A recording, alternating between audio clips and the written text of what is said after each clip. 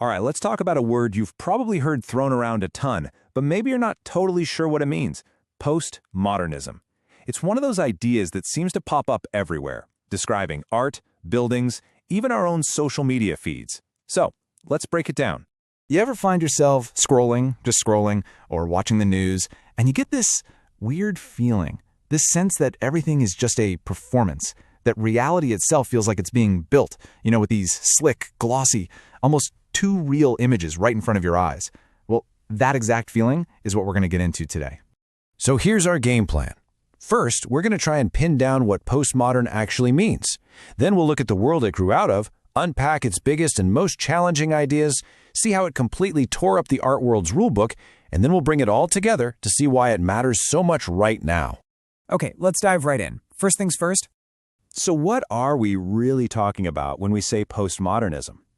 Well, the thing is, it's not just one single thing.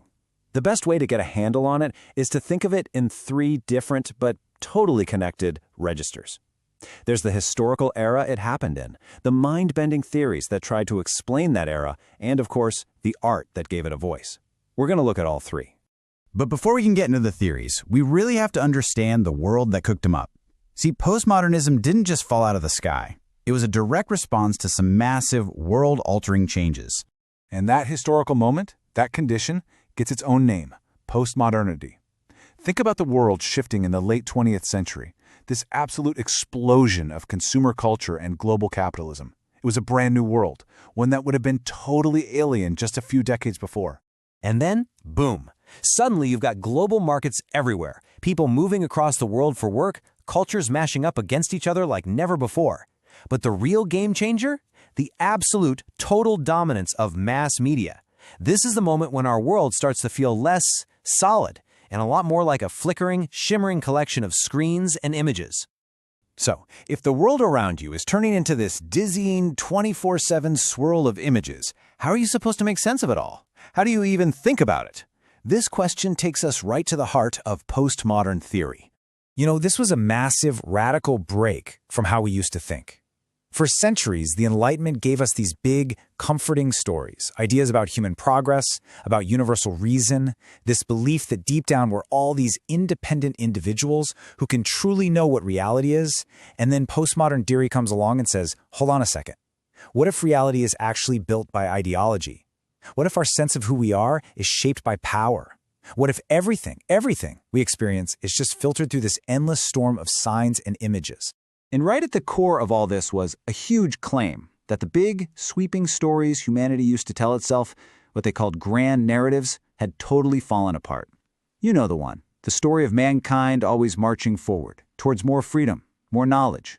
Well, in a world that had just seen unbelievable devastation and was now drowning in media, that story, it just didn't seem credible anymore. So what happens when those big stories collapse? Well, everything kind of flips on its head. The hunt for one single universal truth gets replaced by a focus on small, local, specific stories. The idea of a solid, stable identity gives way to the reality of endless difference. And maybe most importantly, the search for depth, for some hidden truth underneath it all, is just abandoned. Instead, there's an acceptance that we're living on the surface, in a world made of glossy, powerful signs. Okay, so if all the big stories are dead, and if reality is just this collection of surfaces, what in the world does art look like in a situation like that? Let's see how artists and writers decided to play with these new rules. A really great way to feel the difference is to put a modernist masterpiece like James Joyce's Ulysses next to a postmodern one like Samuel Beckett's Waiting for Godot. Now, Ulysses is complicated, for sure, but underneath all the chaos, it's got a hidden backbone. It's structured on an ancient myth. It's kind of sad, nostalgic for a unity that's gone. But Waiting for Godot, there is no secret structure. The characters are literally nowhere. Nothing happens. It's not looking back with a tear in its eye. It is staring right into the strange, messy, incoherent now. So this new kind of art, it basically made three really bold moves. First, it cracked things open and gave a voice to marginalized people, to the other, letting their stories be told from the inside. Second, it just smashed the wall between high art and pop culture, mixing and mashing everything up.